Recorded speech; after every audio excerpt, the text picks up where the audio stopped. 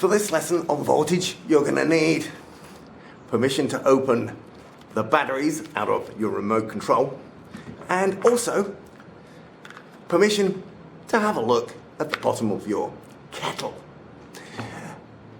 All you need to see is the numbers on the bottom. You can also use a pop-up toaster or a microwave if you can see the little plate with the numbers on the bottom. So you'll need to look at those. Okay, starting off with the remote control. Now inside the remote control there is some batteries. Inside the batteries is some chemicals, and those chemicals have to push electrons through the wires up and around the remote control. So about 30 centimeters around all the wires inside the remote control. So opening it up, how much push, how much voltage is there in my two batteries to push the electrons all the 30 centimeters through all the wires on my remote control? And you have a look at your AA or AAA batteries. All remote controls have them, usually two. And you have a look to see how many V it says. And if you look carefully, it will say, here's AA, and it will say you need 1.5 V for each battery. That's the push that they have, the voltage, capital V, named after Mr. Voltaire. That's why it has to be a capital, because it's named after a guy, French guy, pretty good guy. So, two of them, 1.5 plus 1.5, 3. 3 volts will push the electricity 30 centimeters. Cool. Now, if you get them out by the bit that's got the extra bit, yes, that extra bit there, that bit goes where the flat piece is, and the non-extra bit side goes where the spring is. Okay, so you get them out by putting your fingernail in there and pushing the spring so it squeezes to let it out. So, other way up.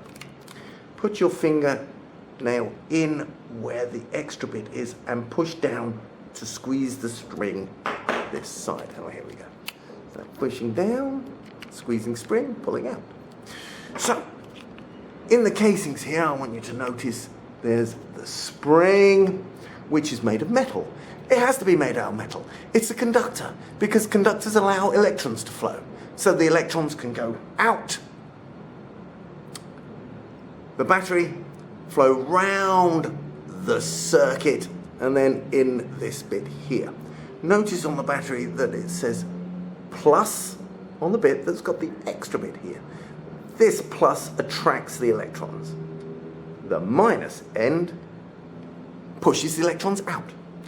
If you have one electron come out, you have to have one electron come in to replace it so that the second electron can come out. You can't send out 1 million electrons and then not do, no.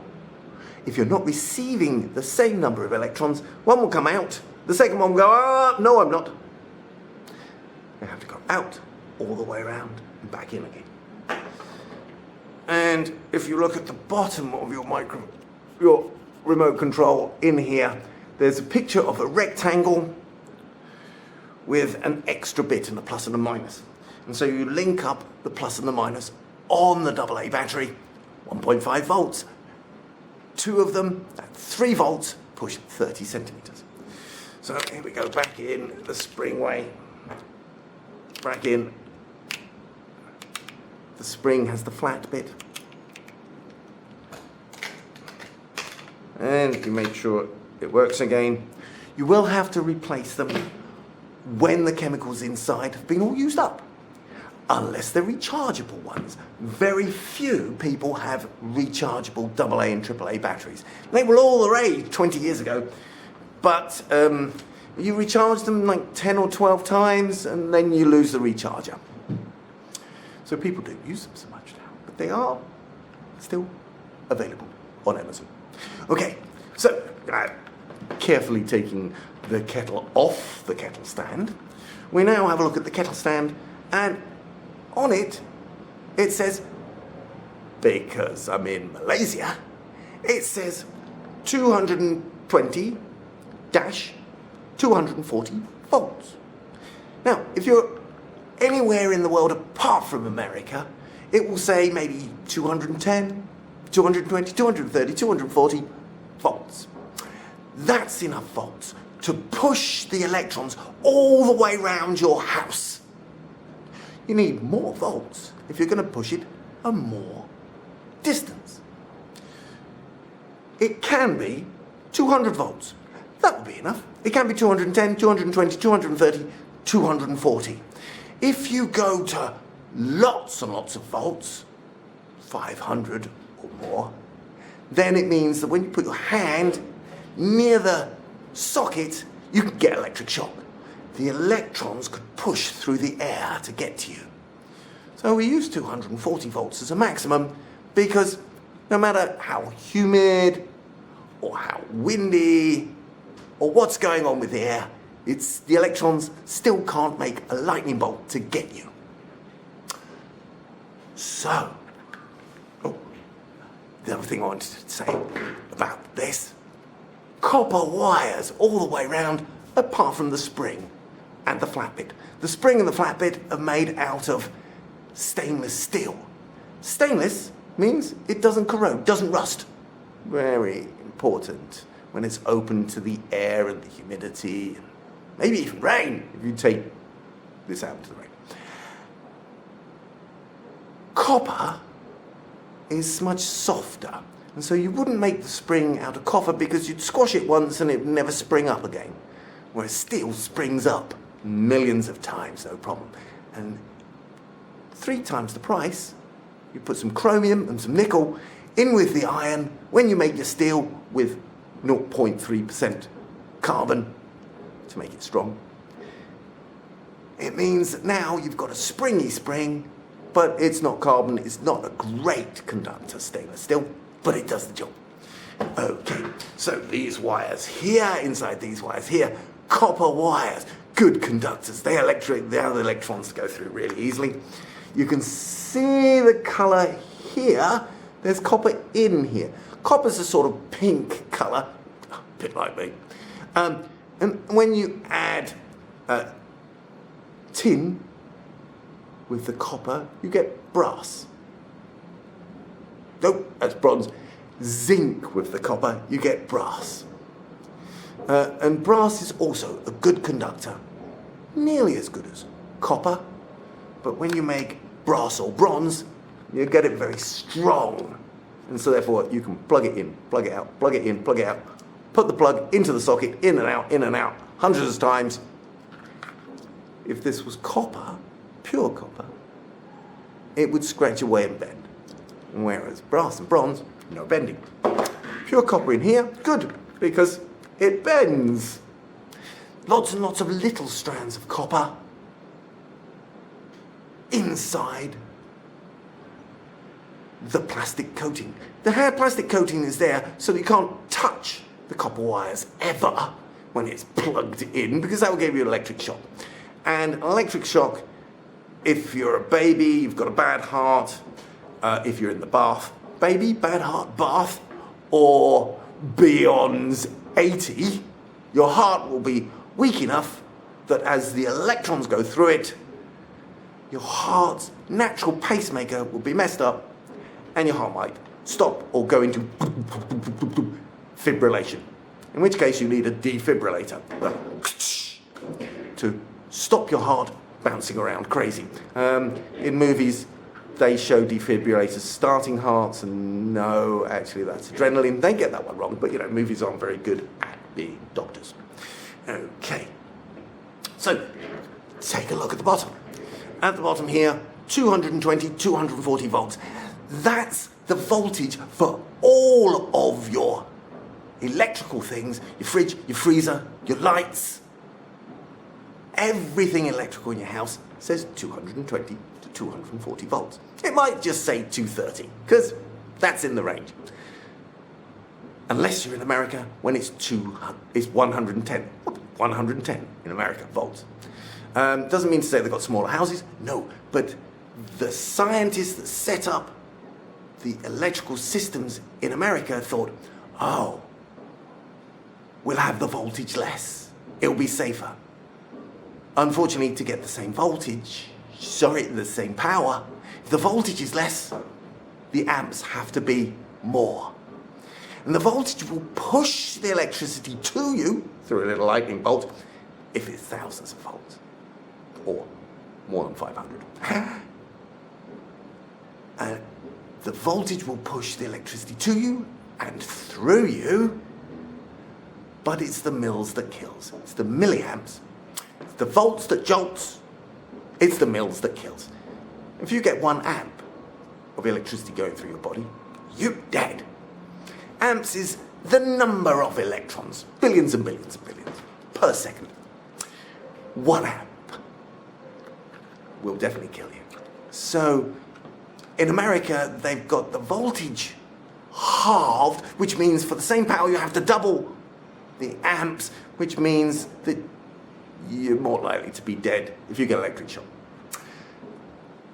If you do buy something in America and you use it outside America, or the other way around, you have to get a transformer, hence the Transformer movies. Transformers! A transformer changes the electricity from one voltage to another voltage. Don't do what one of my friends did with her yogurt maker. She bought a yogurt maker on Amazon, American Amazon, and then brought it to Hong Kong, where we were all living at the time, plugged it in, click, click, fizz. You've just plugged in a 110 volt yogurt maker into a 220 volt supply. And yes, your yogurt maker will never work again. You've fizzed all the wires. You've heated wires up inside so much they've melted. So, the longer the distance, the more voltage it needs to push it that distance. What's electricity going very long distances? Lightning. Lightning goes miles from the clouds to the ground and from the ground to the clouds. If you see the pictures and the right videos. Lightning goes miles distance, so you must need lots of volts for this. Yes. 1 million volts to 100 million volts. Anywhere in between. Depending on how far up the cloud is. When it's got enough voltage, it can push the electrons to the ground. And that voltage is built up by static electricity, the rubbing of water droplets and air particles and dust rubbing together to make static electricity as the air moves up and down, enough to make a lightning bolt.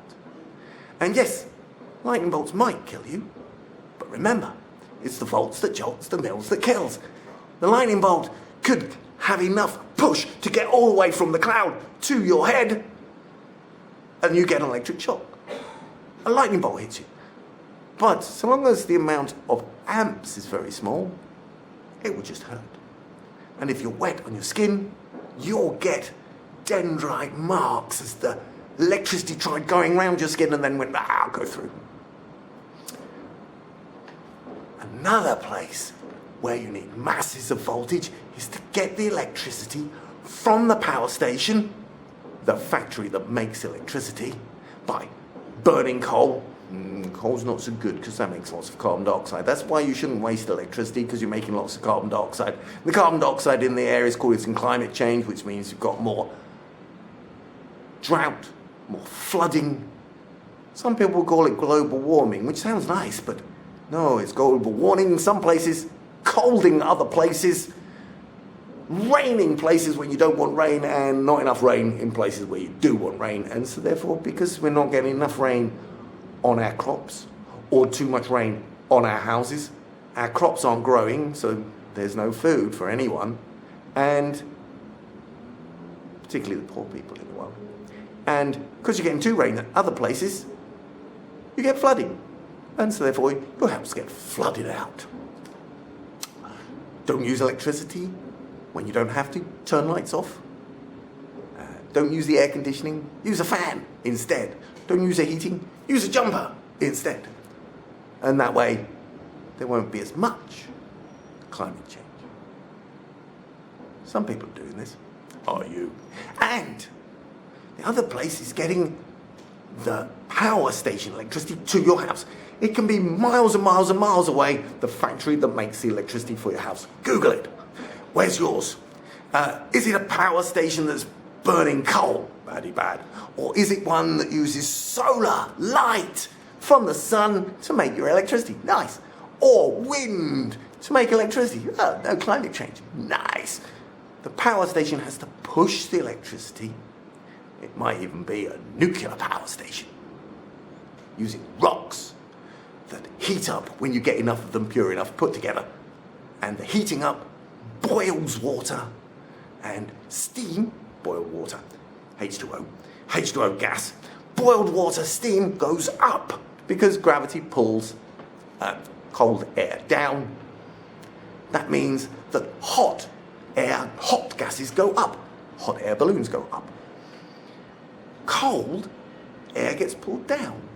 And because of this heat rising, called convection, the heat rising turns a big fan, called a turbine, inside the factory. And this factory, with lots of magnets inside the turning turbine, makes electricity for your house. And then it has to send it 20, 30 miles to get to your house. And it sends it through wires, some copper wires. If it's underneath the ground, underneath your road and underneath your pavement, the copper wires will bring the electricity to your home. But if the electricity has to go over mountains or big, big distances, they build pylons. They look like Eiffel Towers, a whole row of Eiffel Towers with wires hanging down. And in that case, they don't use copper wires because copper's quite heavy. They use aluminium. Aluminium wires, not quite as good at conducting, but much, much lighter. And so therefore they can string the wires from one pylon to the next to bring the electricity 20, 30, 40 miles to your house. The last mile or so is probably underneath the ground in copper wires. And that's why they have to do roadworks and dig up, because they have to fix the copper wires that are broken underneath the road so that you can have electricity. Now, how much voltage will it be to push the electrons 30, 40 miles to your house? Well, it's going to be more than the 220 volts needed to push it around your house. It's going to be more than the 1.5 volts needed to push it around your remote control. But it's going to be less than lightning, because lightning has to push through air, which is hard to push electrons through. So, when you see a substation, it will probably say, danger, danger, electricity, death, 10,000 volts, 40,000 volts, 100,000 volts. That's the amount of voltage you need for the pylons pushing the electricity 40 miles from the factory, the power station that makes your electricity, to right nearby your house, where there's probably a little substation also saying danger, danger, 10,000 volts. Voltage is the push of the electrons. Amps is how many electrons per second. And power is voltage times amps. It's how powerful your machine is. Electricity.